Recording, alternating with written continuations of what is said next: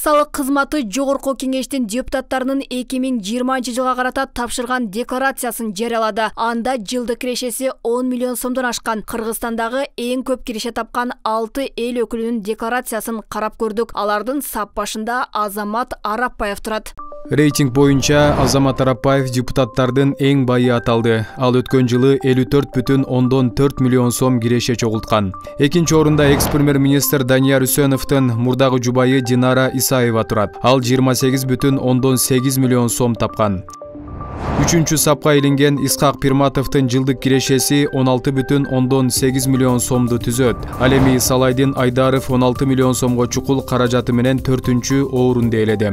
5-чи орунда турган Орозбек Алыбаевдин былтыр 12,5 миллион сом иштеп тапканы белгилүү болду. Иса Өмүркуловдун кирешеси дагы 12,5 миллион сомго чукулдап 6-чы орунга чыкты.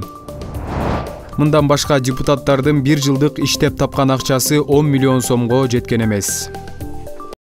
Ал эми Жогорку кеңештин төрагасы Талант Мамытов бир жылда 703,355 сом иштеп тапкан. Ошол эле учурда Мамытовдун чыгашасы 550 миң сомду түзгөн. Анын 700 миң сомго бааланган жылкысы, майда мал жандыктары бар. Мындан сырткары эч бир мүлккө ээ эмес, турак жайы жана автоунаасы дагы жок экенин жазган.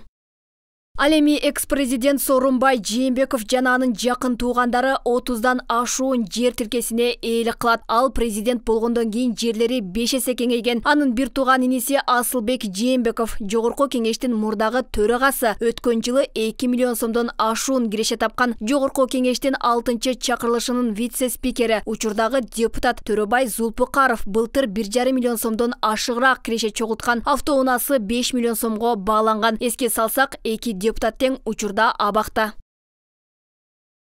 Эл өкүлдөрү декларацияга байлыктарын толук ачыктабай, көмүскөдө сактап жашырып келишет. Алар ачыктагысы келбеген мүлктөрүн, байлыктарын жакын туугандарына каттатышат. Буга байланыштуу эксперттер көмүскөдө сакталган аткаминерлердин байлыктары мыйзамсыз топтолгонун белгилешти. Анткени мыйзам боюнча Жогорку кеңештин депутаттары ишкердик менен алектенүүгө укугу жок. Буга чейинки мыйзамсыз байыган чиновниктерди ошол эле мезгилде өтө мындай декларациясында реалдуу пайдасын көрсөтпөгөн депутаттар иликтеп чыгат. Бул маселе бир эле нерседе, убакытта.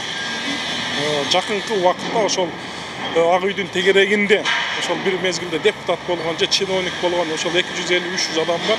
Ошолорду реалдуу ошол алган пайдасын аныктап, мамлекет аркылуу байыганбы, мыйзамсыз жолдор менен байыганбы, реалдуу цифраны келтирип, элге аныктап чыгарып берсе, мен ойлоймун, мындай терс көрүнүштөр эми жок болуп кетпейт, азаят. Декларация деген сөз латын тилинен алганда бул ачыктоо. Ачык айкын элге мындай өзүнүн кирешеси тууралуу ошону алып чыгыш керек да. Жашырганга эч кандай бир шылтоо жок да. Себеби өзүнүн адал менети менен табып келген адам эч качан жашыра албайт. Анан көмүскөдө паракорлук менен өзүнүн коррупциялык системасы менен табып келген инсандар, мурунку аткаминерлер, тилекке каршы ушинтип жашырынып келген, а мына убакыты келип атат, башмалтай чыгып, өздөрү бүт сарпаш сыяктуу жер тилкелерин кайтарып мамлекетке өзүнүн шермендеси чыгып, айылынын авторитети кетип, ушундай бир көрүнүш болуп калды. Мүлктөр декларацияда ачык көрсөтүлбөсө, мыйзам боюнча жоопкерчиликке тартылат. Анда 3 жылга чейин кызматынан четтетилип, 2 жылга чейин эркиндигинен ажыратылат. 242 беренесинде көрсөтүлгөндөй декларацияны берүү милдеттүү болуп саналарын, ал боюнча маалыматтарды толук эмес же болбосо бюджетке салыктарды жана башка милдеттүү төлөмдөрдү төлөбөгөн болсо, же бурмалап башкача бир жашыруун себептер менен декларант көрсөтпөсө, ал боюнча жоопкерчиликке башкача айтканда 500дөн 1000 эсептик көрсөткүчтөн айыппул салынат. Эске салсак, 2017 жылы мамлекеттик жана муниципалдык кызматкерлердин тапкан киреше каражаттары жана мүлкү, киреше чыгашалары тууралуу декларацияларды милдеттүү түрдө тапшырышы боюнча мыйзам күчүнө кирген. Ушул мыйзам боюнча мамлекеттик кызматкерлерден декларацияларды кабыл алуу, сактоо, иликтөө жана талдоо милдети мамлекеттик салык кызматына жүктөлгөн. Алмагүл Эркебай кызы, Бекмамат Султанов, 7 канал, Ош шаары.